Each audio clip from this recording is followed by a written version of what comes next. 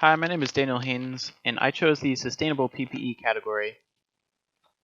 First off, I'd like to define PPE. So the CDC considers PPE as specialized clothing or equipment worn by an employee for protection against infectious materials. The CDC also groups PPE into 4 categories: face shields, face masks, medical gowns, and medical gloves. And for this project, I'll be focusing on face shields and medical gloves, as gloves are the most used PPE in the healthcare setting, and face shields are often thrown out before the end of their lifespan. And I also believe that the materials that face shields are made out of could easily be substituted with more recyclable and sustainable materials. I chose these materials because HDPE is the most recycled plastic and it's very easy to work with. I chose PET because it's already similar to some of the materials that are used for face shields, depending on the use case, and it's one of the safer and easier materials to recycle. However, there's still a huge amount of PET that gets into the landfill through bottles, because bottles account for 71% of the global PET consumption, yet very few of them actually make their way back into being recycled. These materials offer pretty traditional manufacturing methods. For the HDPE, that will require injection molding, and the recycled PET will involve extrusion. I chose these materials because my goal for this was to make a face shield out of 100% recycled material that could also be 100% recyclable. In order to allow for the longest usable life of my face shield, I opted to allow for a removable front shield, which would allow the user to replace the shield when necessary instead of replacing the whole apparatus. I modified my face shield from an available design on Thingiverse to make it easier to injection mold.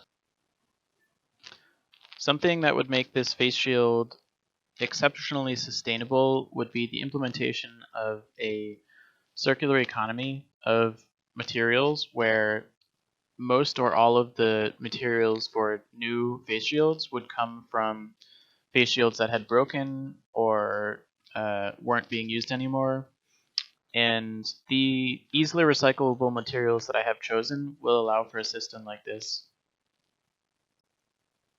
One of the great things about a circular economy is it can reduce the total energy required to manufacture a final product by up to 60%, even with an open loop, which is when some virgin material is coming in. That can reduce energy required by up to 20%. So onto the gloves, which present a bit more of a challenge because the materials that medical professionals require in gloves have very specific properties which can't be easily substituted. This is where recycling systems like the Kimberly-Clark recycling program comes in, and they actually are able to take used nitrile gloves and turn them into composite plastic materials used in shelving and outdoor seating. This method of recycling gloves has the potential to divert an enormous amount of gloves from landfills into useful products. The Kimberly-Clark RightCycle program has diverted 400 metric tons of gloves since 2011. However, that's only about 26 million gloves, and that's pretty small when you consider a larger than average hospital uses about 1.7 million gloves a year. My proposal for recycled gloves is that they be turned into recycling bins to accompany the closed loop system for recycling face shields that I discussed earlier.